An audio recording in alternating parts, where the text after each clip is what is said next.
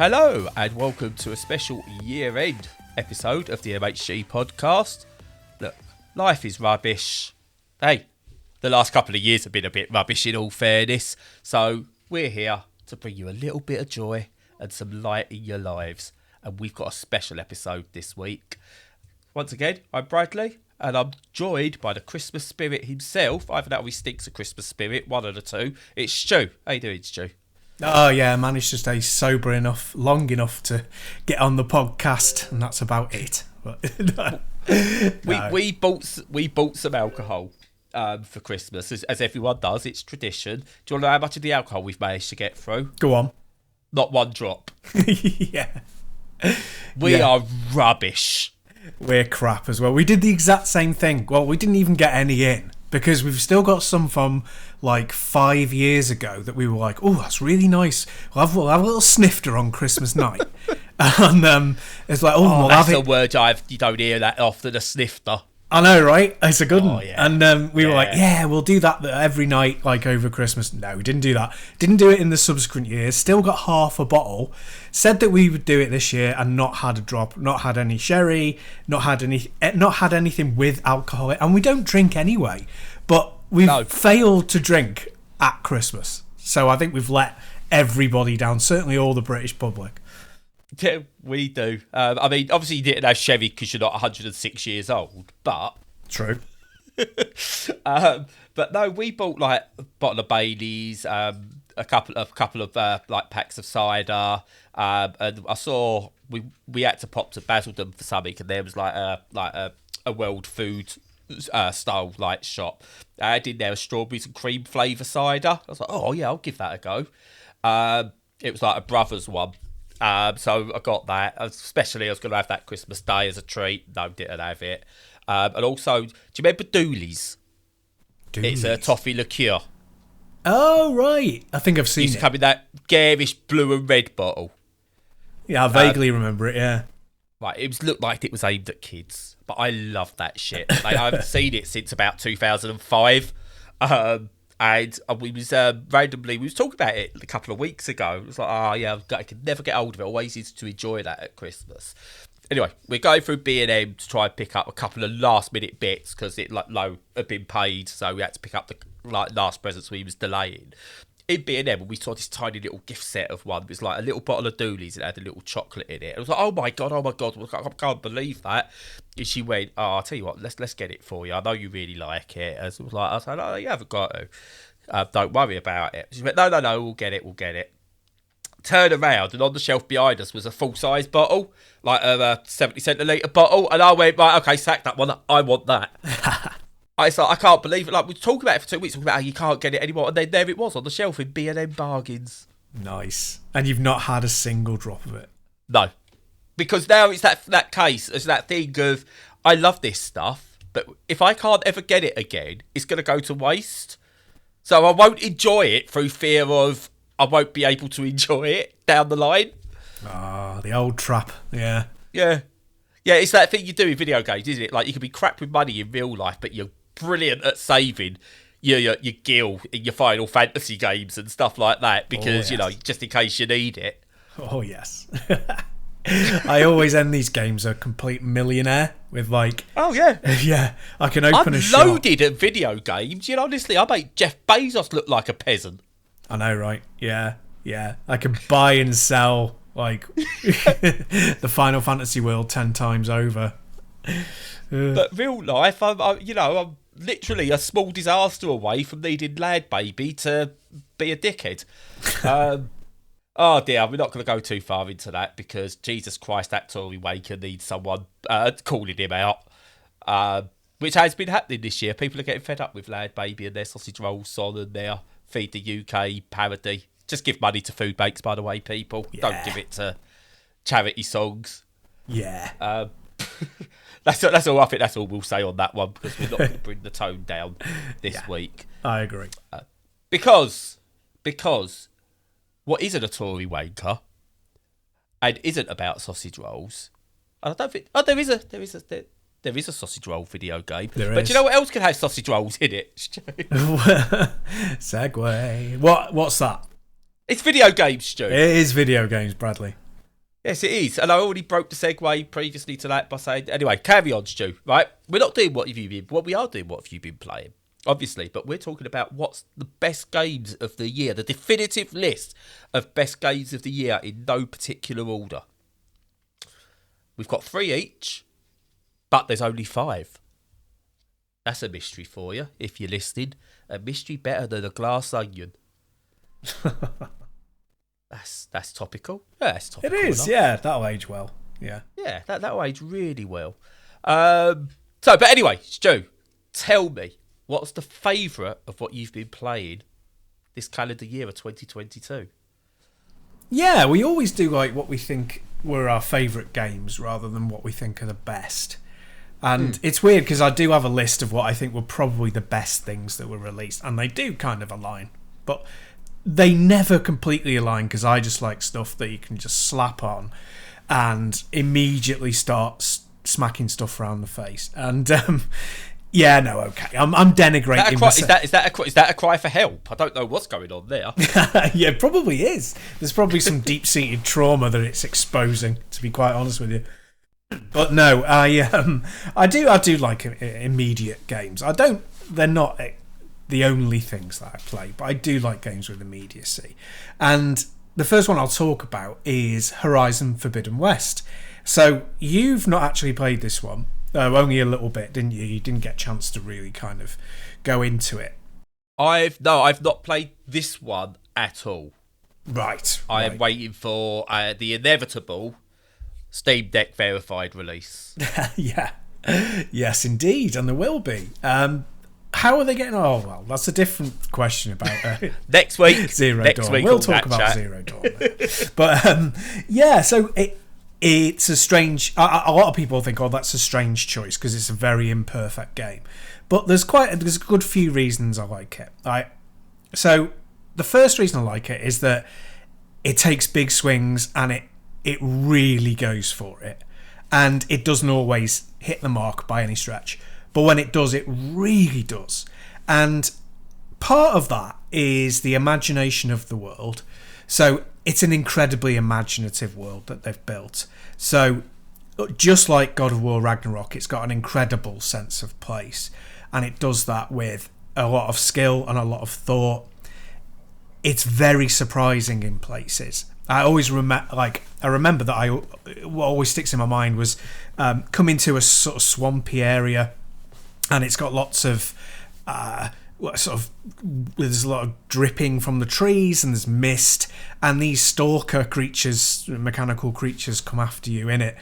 It's incredibly atmospheric, and then it can switch to being a desert environment or at the shore of the ocean, and all of it feels really like its own place. So it doesn't feel like our world, but it feels like a world, and that's really hard to achieve in games, no matter what your budget is. And of course it had a massive budget, but yeah, it just had the brilliance behind it. And the second thing is tied to that is the amazing engine, the game engine, and it's such a beautiful game. It's beautiful artistically and aesthetically, but it's beautiful on a technical level. And I played it on the PS4.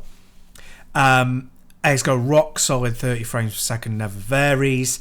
The most impressive thing about it, though, is that it has per pixel motion blur. So one of the problems that people have with lower frame rates is that it looks jerky when you're playing it. But because this has per pixel motion blur, it doesn't just smear the screen. That's what per pixel means. It does it on an object level in the game. So when you move the camera, it blurs as you would expect in real life to a degree. Obviously it's a simulacrum, but that really, really works. And the skill and effort to do that and to get it working on like over 10-year-old hardware, just amazing. So brilliant on a technical level. And the final thing to say is, yeah, the gameplay has a lot of problems. The gameplay itself is great, but it kind of messes things up a little bit by giving you too much choice, too many places to go, too many options with your weapons, too deep a crafting system. It's layered too much on too much, and that stops it being a brilliant game. and it's a good game. Some people will even call it a great game, but it's not a brilliant game. But the thing is, they're trying really, really hard. There's no resting on your laurels. If you think of, like, again, Ragnarok, which is a kind of comparable game, that kind of just carries on. It does some new stuff from the previous game, but it's really just building on that. This actually tries different things. It really stretches itself, and there's so much variety, and it can be hard to pick a path through the game that makes it great for you. But if you do, it's an amazing experience, and it really does feel like in a different world. And in 5-6 years, when technology catches up, I'd love to play it in full VR as well and just see what it looks like when it's done that way. But yeah, it really deserves its place in my list because it's just a fantastic experience. It's everything that you want from a game, in terms of shock and awe. When you've played, you feel like you've played everything, you feel jaded with what they can achieve, and you see something like this, it's just an amazing achievement, really. Oh, 100%. It's a game I really liked the first one, Zero Dawn. It's one of those rare games, and we'll come to sort of like something why it's rare for me in a bit. But it's one of those rare games that I've played from start to finish, and even done a lot of the side stuff that went with it and everything like that, because I like the story was, again, we're not talking sort of like film or book quality story, but it's a good video game story. I really like the characterisation of the series. Aloy, I think, is an amazingly independent character that is a woman in the games in all the right ways, but being a woman isn't her defining character, which I really, really like. And look, say what you like about Sony, and we have done quite a lot in the past. One thing they excel at, the games they decide to make first party, they excel at this, is world building. I don't think anyone comes close to them for the amount of IP they've got and the world building they do for those IPs. Whether you like the games or not, they are immersive. The worlds are just amazing to be in. And they just about, in some really large open worlds, just about stop it being barren wasteland. You play an Ubisoft game 2016 to 2023, whatever version you want to play of any of those games, they're barren. It's just, lots of empty space. They're not Yakuza, like the Sony games, in terms of, like, there's just so much to do in, like, an open world because it's all condensed. It just gets that feeling of scale right with stuff to do. And yeah, I really, really, enjoyed the first, again, for all its shortcomings as well. And again, your opinion of this one, it just makes me really excited to give it a go, hopefully next year. Hopefully next year. Yeah, that'd be great if it comes out on PC then. It's not for everybody. I think going into it with a sort of semi-guided experience of, like, choosing what it is you want to achieve is good as well. So thinking, well, I'm mainly about combat, so I'm just going to focus on that, or I really like crafting, so I'm going to go for that, or I'm going to just follow the main path and ignore the side quests, or I'm going to go mostly for side quests and only go on to... So whichever way you choose, you can do it, and it probably benefits the player to choose what they want out of it before they go in, rather than get overwhelmed. But no, I agree with everything you said, especially about Aloy. Such a good character, really well written in the game, and yeah, it really helps propel the narrative and give you a sort of driving force and a reason to go through it as well. So yeah, it may not be the best written game, like you said, Sony games never are, but they create amazing worlds, and just being in them is something that's worth experiencing, at least for a little while. Yeah, 100% with it, and without spoilers or anything like that, is it set up that it's like, is it a game that a series that will carry on? Oh yes, yeah, 100%, yeah. Now the question is, are you done with it in terms of you've really had your feel of that sort of game in this world, or do you want to see more of the same just developed on?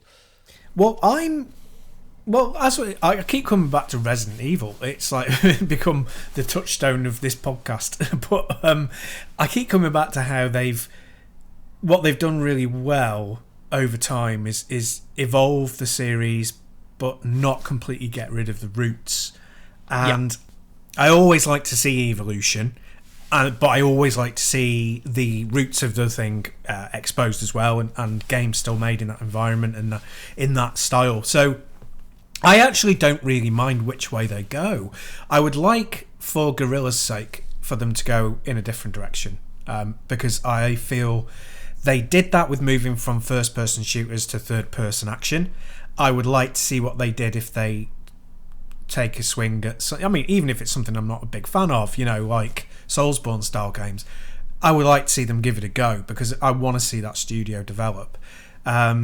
Also, selfishly, I want to see new stuff all the time. And if then years down the line there was a smaller game in that engine that was an open world game, fine. Do I think that will happen? Probably not. I think they'll probably do a third game and they'll call it the end of the trilogy, and then they'll probably carry it on anyway. But that's what I would like to see. I'd like to see some evolution going on. Yeah, no, I think that's what I think will happen, is they will complete a trilogy with it. But it's a world and a thing that lends itself, like The Witcher, the spin-offs of The Witcher. So you've got there's that Witcher board game style game. You've got, and I don't mean Gwent, I mean there's an actual role-playing board game type thing. Then you've got Gwent as well that spins off from it. So, it shows with the right characters you can do that. So it'll be interesting to see what they do. What they do though, don't they do?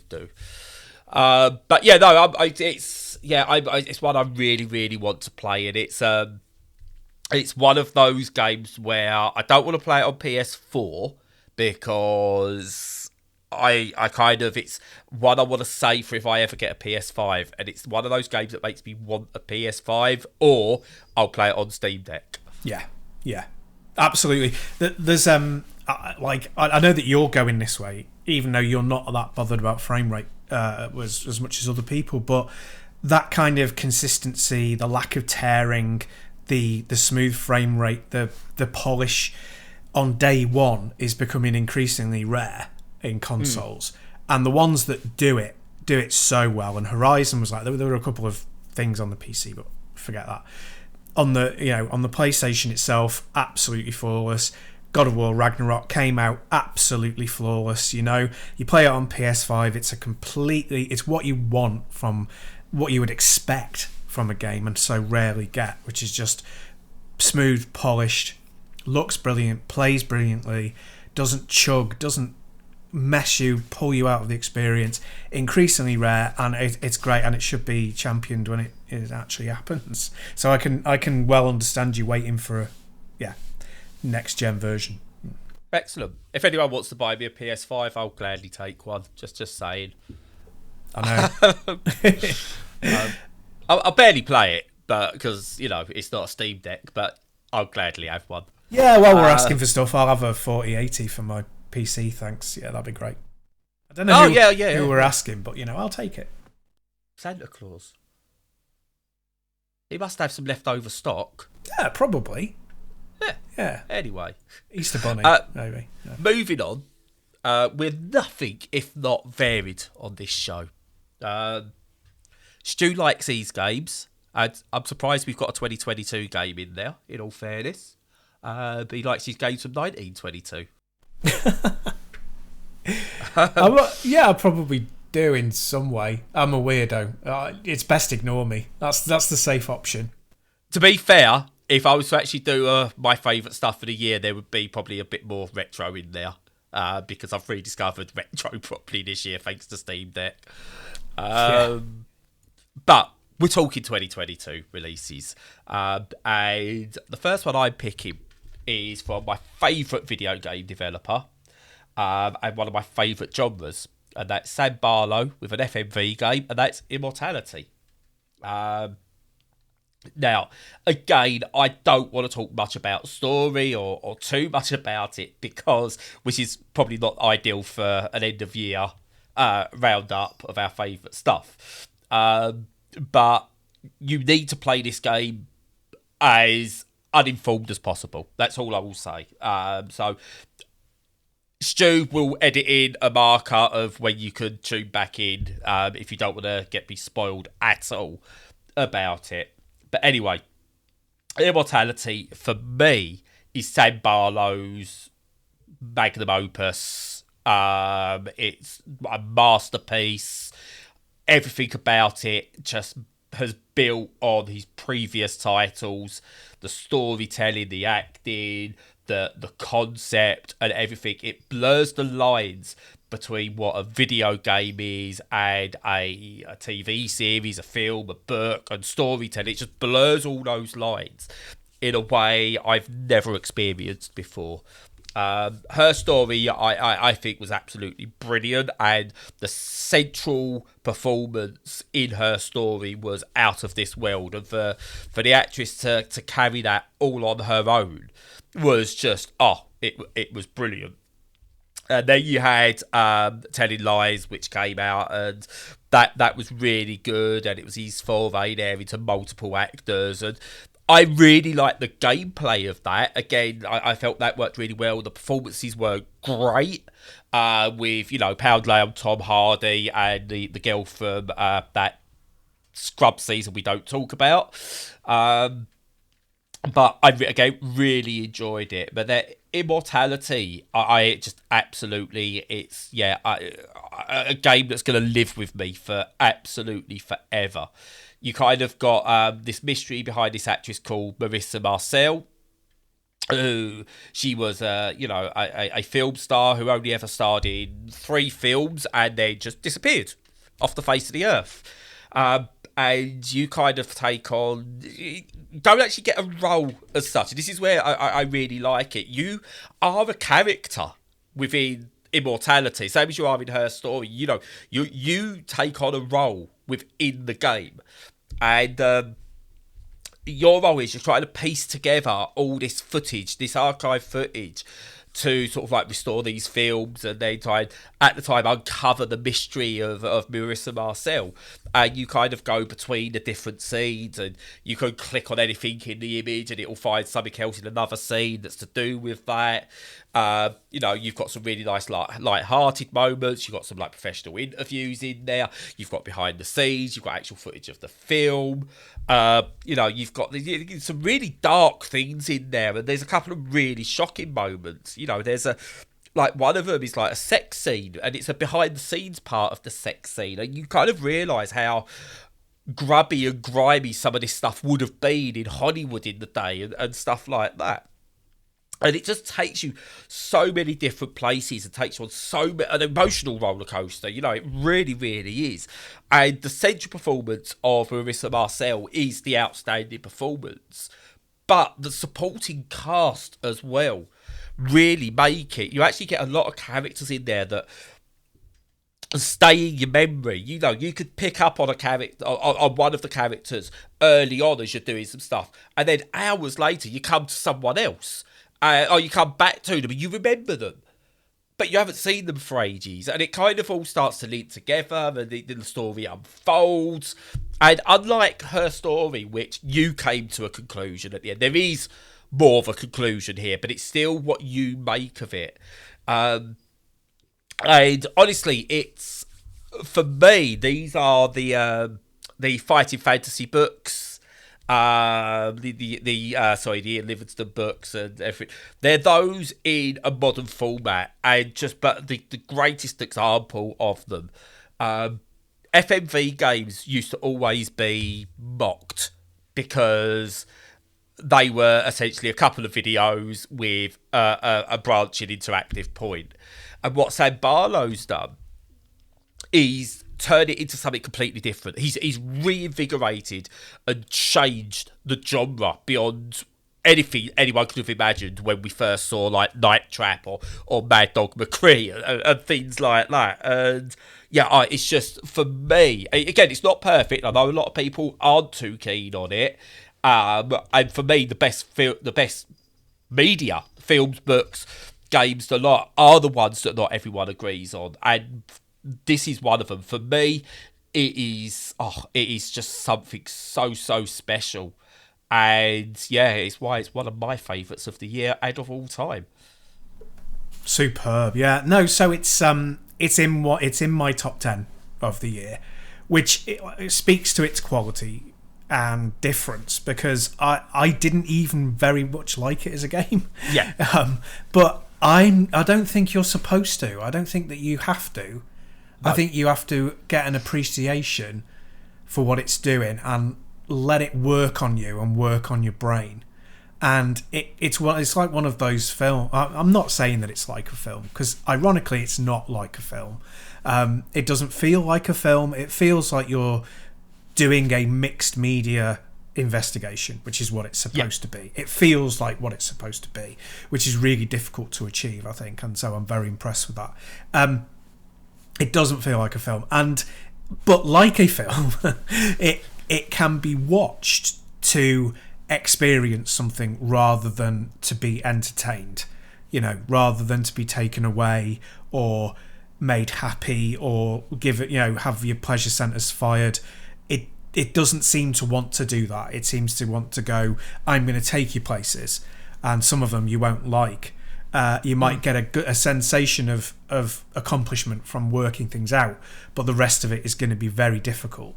And I really appreciated that. And it, kind of like Bandersnatch, the Charlie Brooker thing that he did, I came away from that really appreciating it. And loads of people went, oh, after all that, I was really disappointed. I was like, well, I don't know what you kind of expected, to be honest. I came away from it really impressed and kind of really glad, and it really sticks in my memory. And I get that from Immortality, even though it's not something I didn't complete it, because I got to a point where I couldn't go any further without just basically clicking on everything, which I wasn't willing to do. But I still appreciated every moment I had with it. So yeah, no, I agree with you. I think it's a towering work in a weird way. Yeah, I think actually you make a really good comparison there. See, I didn't get on with Bandersnatch at all.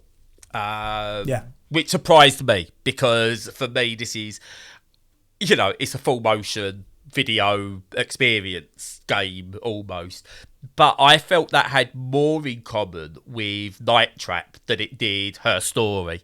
And because I'd experienced Her Story, Bandersnatch just didn't work for me. And now you've got me wanting a Charlie Brooker Sam Barlow collab. Yeah, that would be good. That could work on so many levels. I thought like the idea of Bandersnatch was spot on. Charlie Brooker's writing is on point every single time.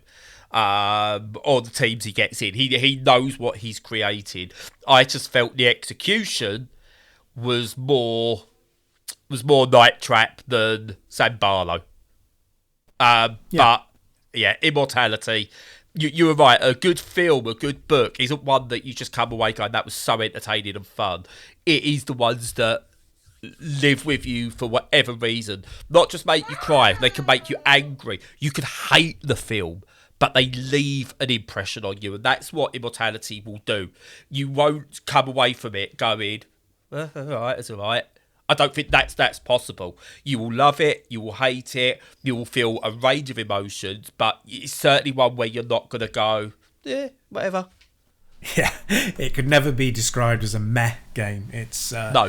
It's going to bring out feelings in you, and to do that when you've tried so many things and done so many different things and played so many different games, that's a real achievement. It really is. Yeah. Oh yeah, definitely.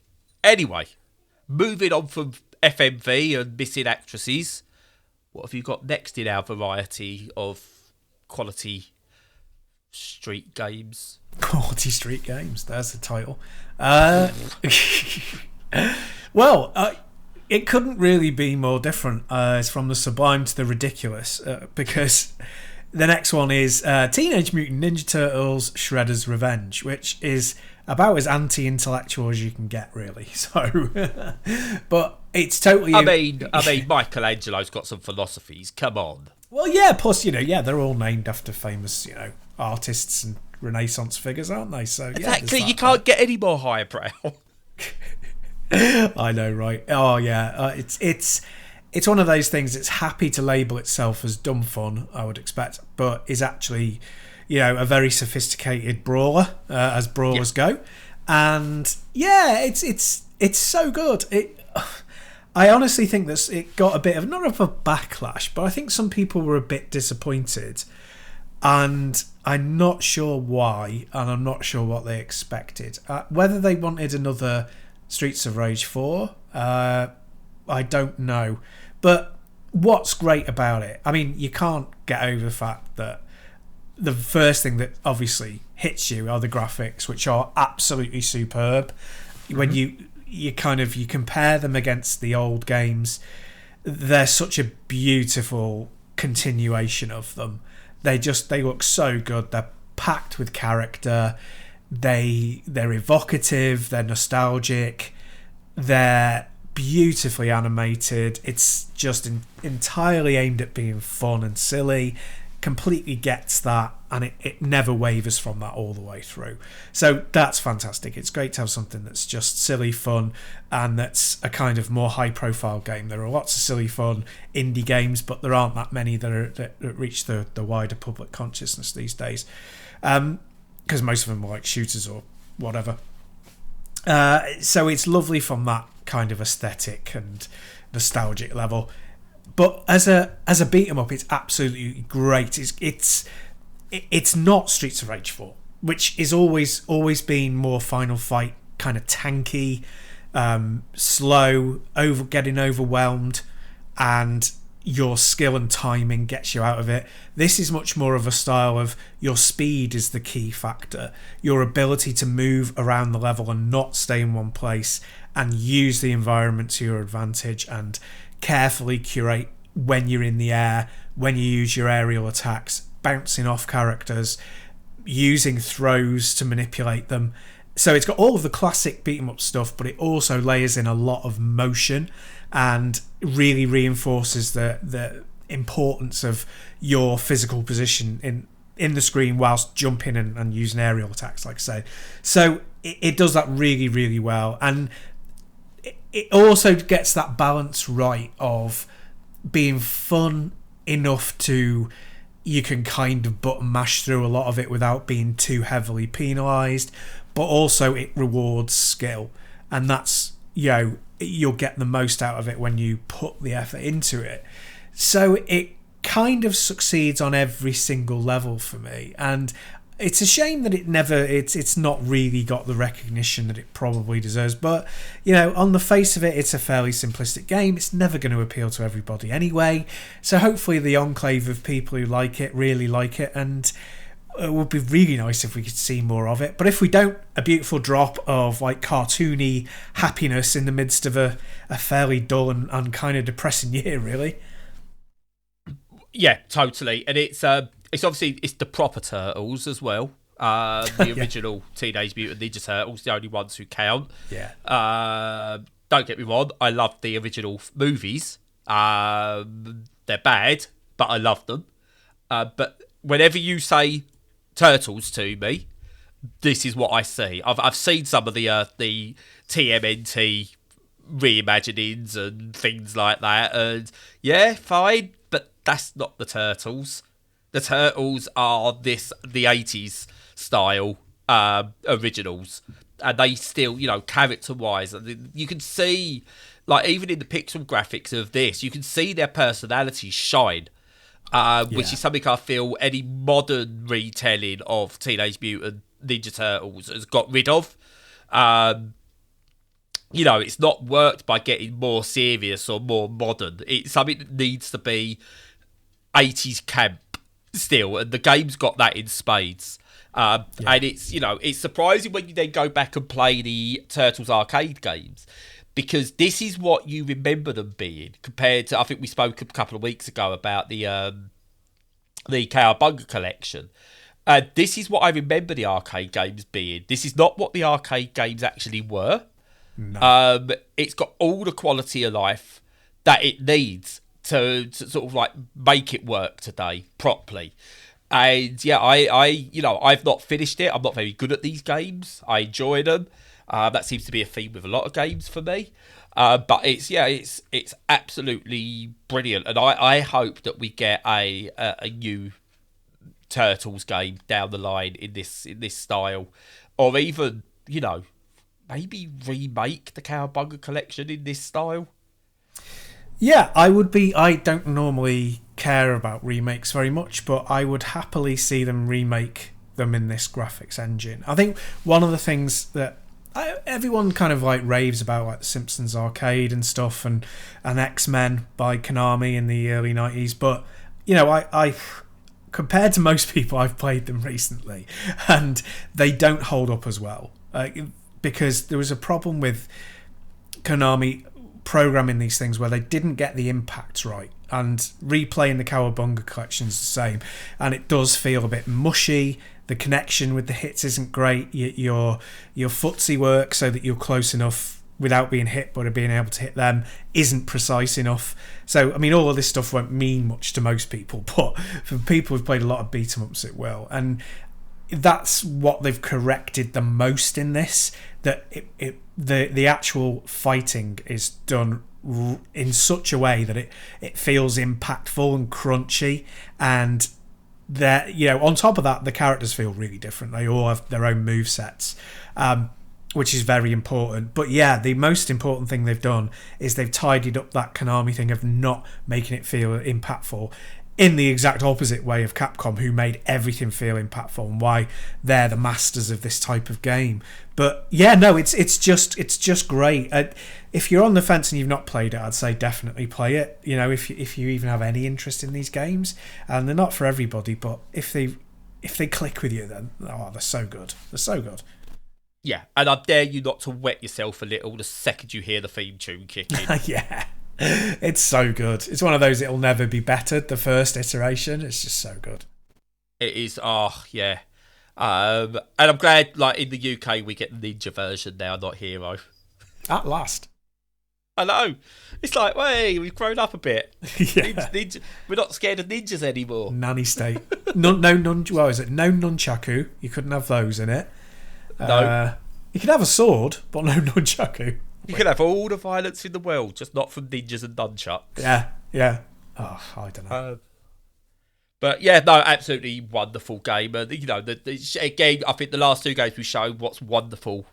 Video games, the industry is in a bad place at the moment in the AAA area. But I think, the last two especially, we've shown what's brilliant about video games. That you can go for something that's impactful because of the seriousness of it and because it's not fun. And has, it takes you certain places. And then you could jump from that to Shredder's Revenge and just have a great time wailing on foot soldiers. It's, it's brilliant. And it's just so full of colour and joy. And yeah, it's brilliant. And I'm glad you put that one in.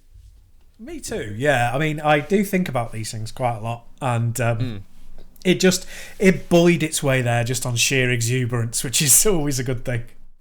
So you done it differently to me. I just went, okay, what's my three favourite games? And the first ones that came to mind went, that's clearly my three favourite. Yeah, well, that's good. If you know your own mind that well, that's excellent. Yes. Yeah. I did then think about it afterwards and go, actually, there's others that could argue a place, but they'll go in when we talk next week's, like, more of is what just missed out episode. Yeah.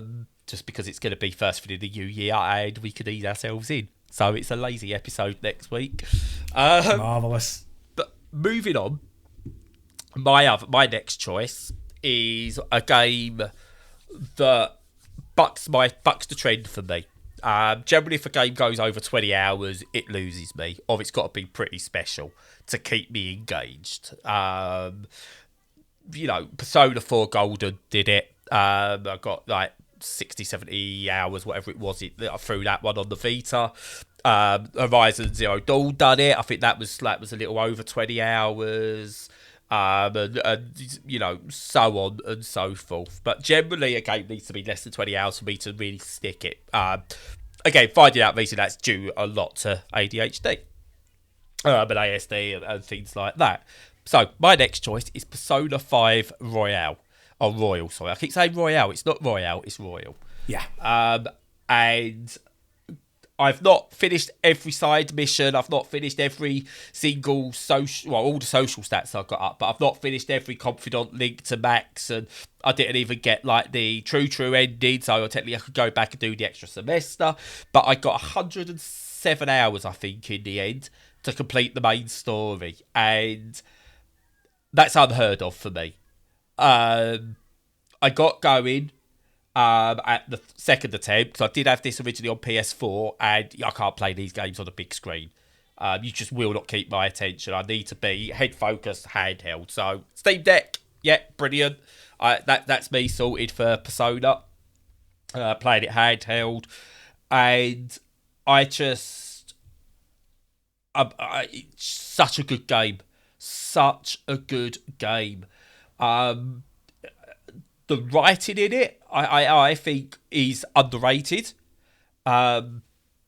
You've got these school age characters, and there's certain actions in the game and certain interactions between the characters that should make you feel creepy as fuck. They really, really should. You know, they talk about sex and they talk about objectification, but at no point is it done, and we spoke about this, for the titillation of the viewer. Of you. It's not for you. You kind of get, like, Anne, he's objectified quite a lot. But in a way where you kind of go, oh, okay, that's not right. And actually her friends are protecting her. But at the same time, there's a beach scene that comes up, and that, you know, all the girls start wearing bikinis and stuff like that at the beach. And as you know, 16-year-old girls would do in any walk, you know, in most countries, shall we say. And like the boys, like all their mouths drop, and it's like, oh my god, you know. But because again, when I was, you know, 14, 15, 16, and you know, you saw any of your classmates with a bit of skin showing and stuff like that, you was like, oh my god, wow. Someone's grown up. And it's kind of got that, but not for you. It's the characters. And because it's for the characters, it works. You don't feel grubby. And I've played other games like Demon Gaze where you feel grubby playing them. You don't feel that with these. And you get to really like the characters. The story develops at a really nice pace, which is weird to say for a game that's over 100 hours long for the main story, but it develops at a really good pace. And honestly, there was a point at about 60 hours I thought it was ending. There was a point at about 80 hours where I thought I was actually ending. And you get a couple of swerves on it, and it's just, you don't go, oh, I thought it was done. You just kind of go, oh, okay. That was, wow, I wasn't expecting that. What's next? There was one point I thought I forced myself down into a bad ending, such was the way it ended. And I was like, oh, okay, well, my ending's a bad ending, so that's how I'll see it out. And then, whatever, you know, you get more stuff. And it's just, beat for beat, it's just nailed it. There's one boss that everyone complains about, and I complained about, and I had to watch videos on how to get through it and how to basically cheese the buggery out of it. Because it just, like, ramps up the difficulty randomly for this one particular boss, which is a bit frustrating. But this speaks to the quality of the game.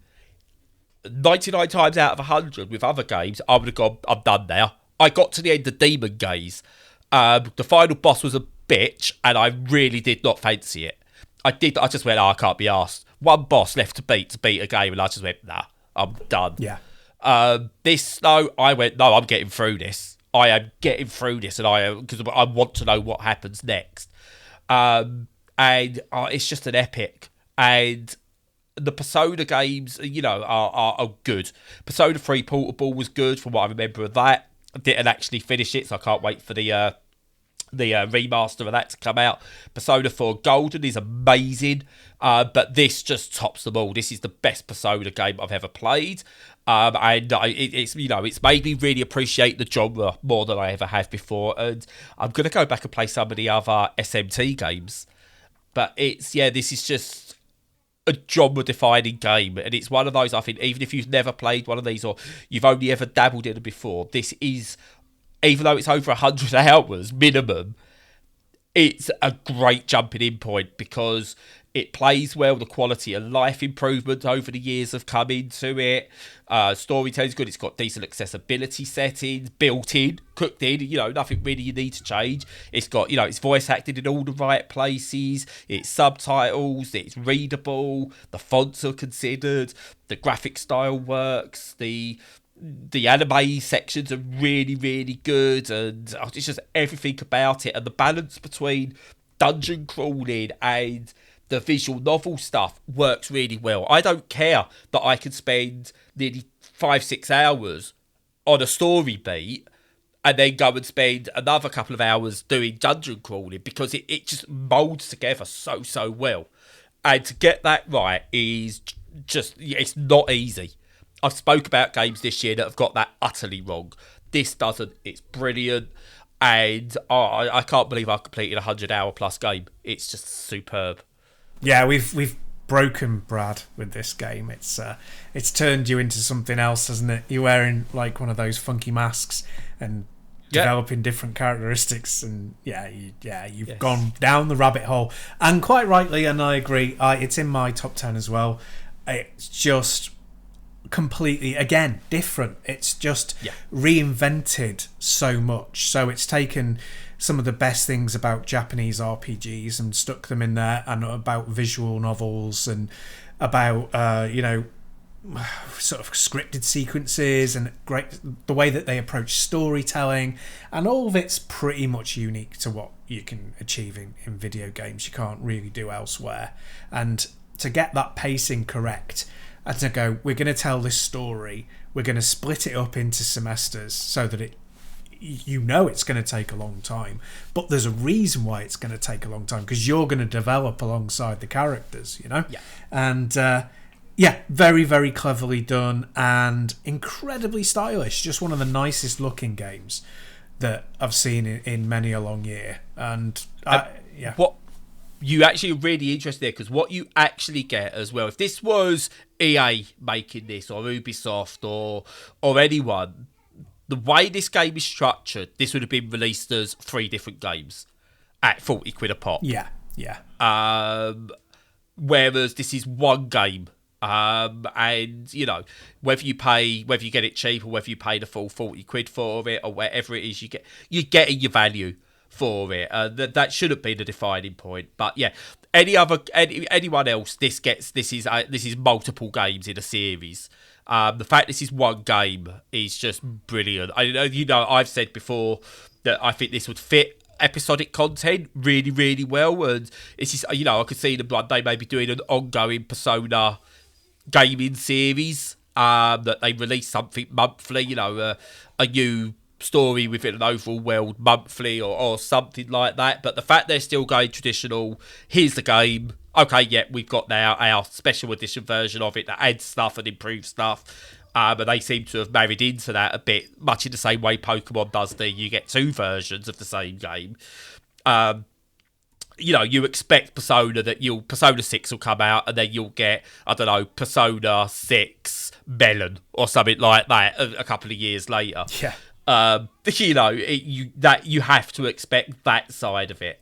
But they release a game and it's got so much content in it that it just that they pin everything to what this is our game, and like it or not, this is what you're getting. And I absolutely adore this game. And another one that is just going to live with me for many, many reasons. Absolutely. Yep. It's I know it's not like brand new to 2022, but it certainly deserves its place on the list, I reckon. Well, it does, because it released on PC for the first time, Switch for the first time, and Xbox for the first time. So, it counts. I agree. Stick your rules. Oh, you anarchist, you. If we had nothing but rules, but no, I'm not going Al Murray. No, we're not doing Al Murray today. So, our next one. Next. Oh God, now. Oh yeah, this is the one we both put in our list. Would you like to introduce it? So we're talking about FIFA 22. No, we're not talking about FIFA. We are talking about Vampire Survivors. Survivors, which is a game that is so simple that it's almost too difficult to describe why it's so good. It has no right to be as good as it is. It was developed by one bloke as a way to make a little bit of a splash, as a lot of first games are. And boy, did it make a splash. And it's become an absolute cultural phenomenon. It's considering that its main platform is Steam and that a load of people get it as their first Steam Deck game because it's cheap and brilliant. Just all these factors are so weird. It's one of those great stories that you really like to hear about. But in terms of gameplay, it's just really simple. You start with a character, you've got to survive for 30 minutes, and you pick up weapons, automated weapons that help you survive. And that's pretty much it. But I think one of the things of genius, I won't talk about everything I think is genius, but the one thing that I think is genius is that whole ripping off of Castlevania. Because one of the things you and I always talk about, Brad, I've talked about all through the year, is how we like things, new experiences being set in old settings or pre-existing settings. And that's kind of like that. This is almost a Castlevania Gaiden style game because it steals a lot of the musical cues and loads of visual cues like sprites and weapon types and all sorts. And it's like, this is what Konami, if Konami weren't an absolute shell of a company, this is something that they could and should have done years ago. But that's my opening sally. Go on, what are you going to say about it?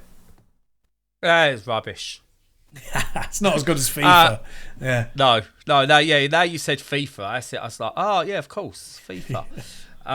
No, it does that thing where the gameplay, you look at it, just go, it's like the gameplay loop shouldn't be good. You don't do anything, essentially. You just walk.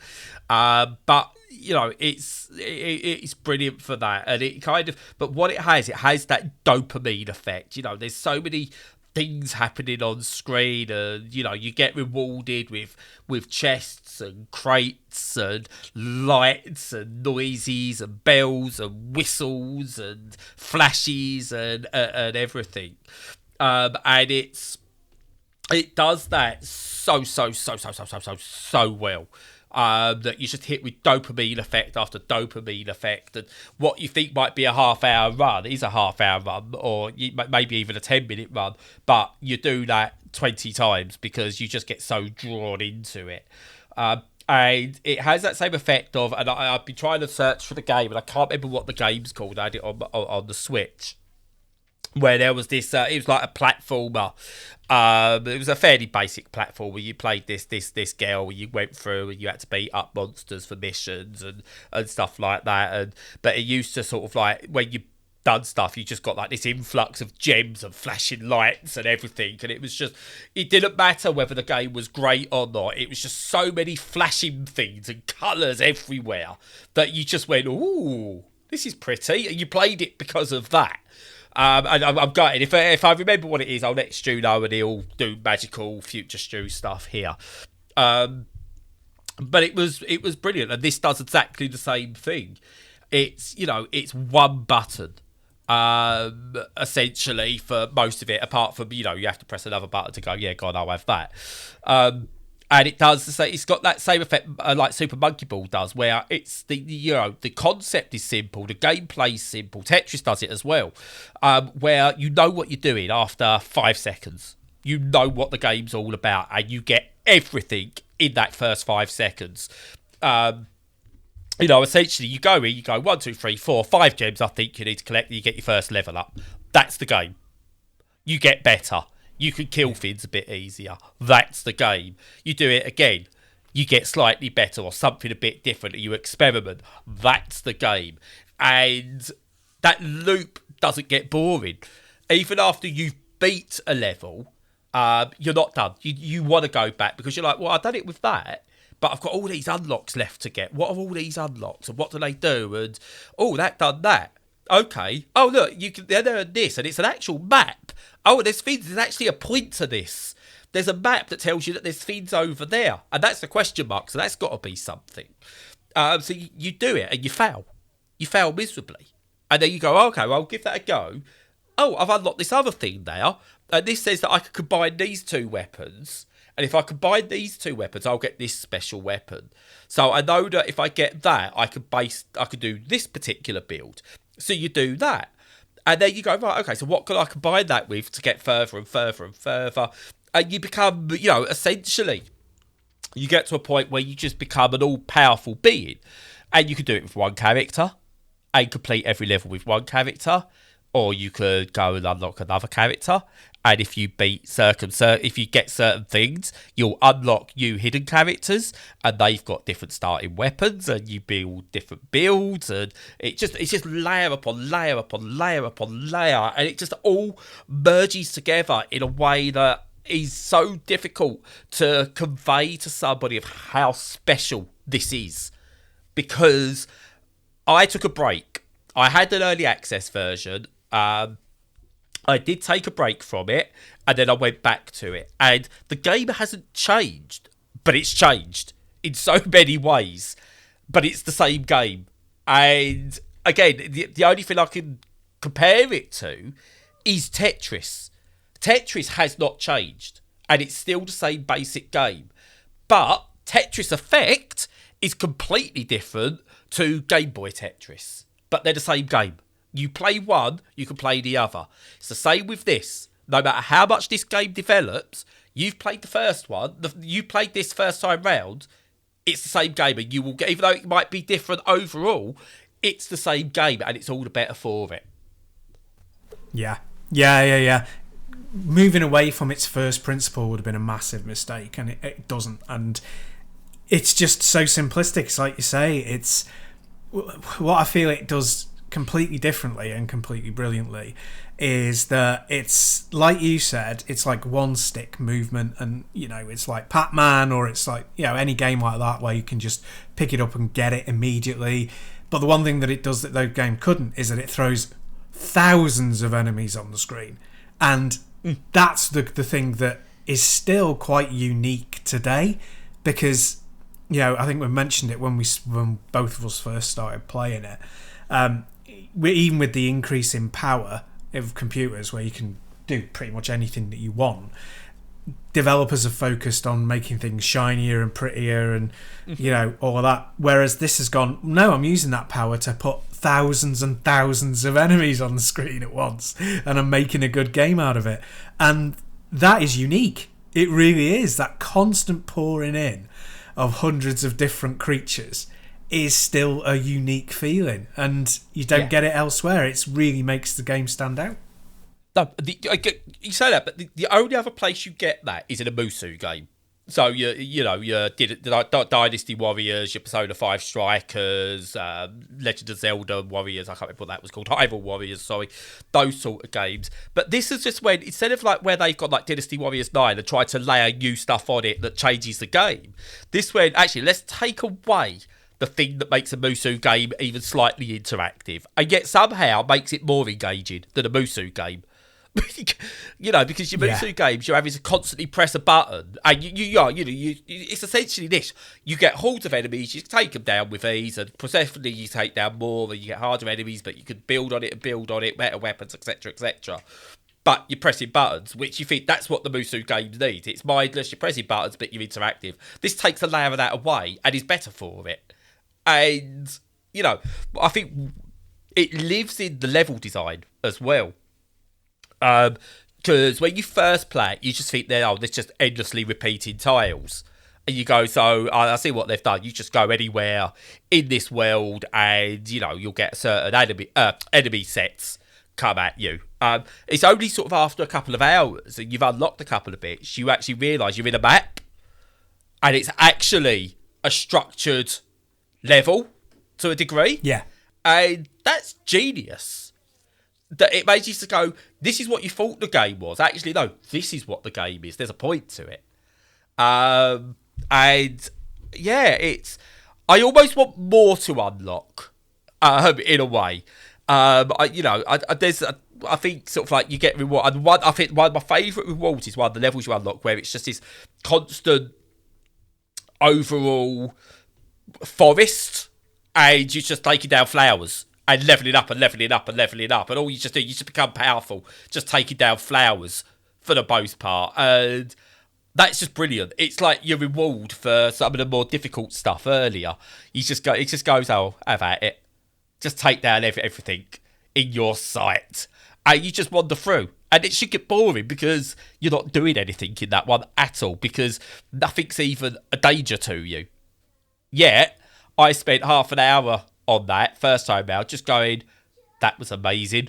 Yeah. I'm not doing anything. There's no point to this, but it's amazing. And yeah, it just does that time after time after time after time. And I've still got loads to unlock. Because I don't play this as religiously as others do, because the ADHD, so I've got to play everything. I haven't played this as much. I've not unlocked everything, but I'm getting through it. And I said like Persona 500 hours, go through that, and I wanted to get through that story. This will get well over 100 hours in its lifetime with me. Yeah. And it's for anyone who wants to know as well, it's inclusive. It's the developer, seems like a really decent person. It's got James Stephanie Sterling, has done the bestiary for it, and has managed to sneak in a trans character, which has angered some people. And I think the reaction was, if you're angered by this, don't buy my game, don't care. And I don't. What comes next? Because they've been developing it, and I don't think they're done developing it. What? Honestly, what comes next with this? Do you reckon? I don't know. The developer seems to be a very imaginative guy. Like you said about the reveal of it being a map and stuff, rather than scrolling tiles.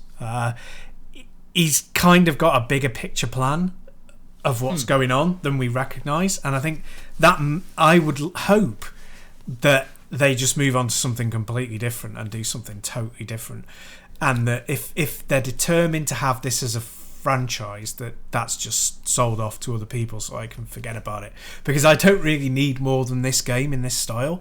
I'd love to see what else he's got up his sleeve, to be honest. Have you played any of the Pretenders? No, I've not. No. See, I have. And I initially done that thing of, everyone's playing Vampire Survivors. Let's try something else. See if it's improved on. And going, yeah, it's all like everyone's got on that, so it's probably going to go this way, so I'm just going to enjoy this. Do you know what? You get that initial, yeah, this is different, it adds something. And then you go back to Vampire Survivors and go, I don't want the added thing. I don't need it. It's... there's one of them, I can't remember which one it is I played, and it's kind of got this Slay the Spire style level progression, so you kind of do a map and then you choose which direction to go in for your next one, and you'll get either to go and do another level, or you might get a mystery box to unlock, or a story beat or something, and it takes you through that, and you're like, that's a really good idea, at least it adds something. But once I discovered that Vampire Survivors actually has almost this story to it, or these maps, and there's things to unlock, I was like, oh, this is much better. Because it's through discovery. It's not telling me I've got to do something. It's through discovery. Yeah. And there's another one where you kind of adds the Musu bit back, where you actually have to aim a bit as well. And I was like, I don't want that. I don't need that. Vampire Survivors does it so much better. And 20 Minutes to Dawn is another one, which is an absolute clone of it. And it's fine. It's fine. It's decent enough, but again, the developer has hit the nail on the head with this one, and I do not think it could be bettered by anyone else but them. That's absolutely why I'd love to see them do something new, because it really does feel as though, I've got this better than you think I've got this, if you see what I mean. Like, I've got this. It's such a confident debut that I'm like, yeah, do some other stuff, get it done. I want to see it. And so I was having a look. It was actually released early access on the 7th. This is why I had to have this debate. Like, we had to have a mini discussion about this. 17th of December 2021, the early access release was. And I think I picked it up literally then, because it was like, I think it came out at like $199 or $159 or something initially. Was the early access price. It was something stupid anyway. I mean, it's still ridiculously cheap now, but I'm sure it was like £1.59 early access. And I swear I played it last year, and I did play it last year. And it's done early access right. It's added stuff, I think, sort of like at least monthly, if not more regularly than that. And built to a 1.0 release in a great way. And what I really, really hope is that obviously the developer carries on, makes new things. But if they've earned enough to go one and done, then fair play. Congratulations, you deserve everything you've got coming to you. Oh yeah, absolutely. Yeah, if it's one and done, absolutely fair enough. Hopefully not, but yeah, what a great way to sign out if that's it. It could be the Chumble one, but of video games. Oh, don't say that. Make me feel a little bit sick. I think I've thrown up in my mouth a little bit. Well, you never know. He gets knocked down and everything, and you just start again, don't you? You get up again. Can I just set fire to Chumbawamba instead? Is that too harsh? You're never going to turn him round either, Stu. No, I guess not.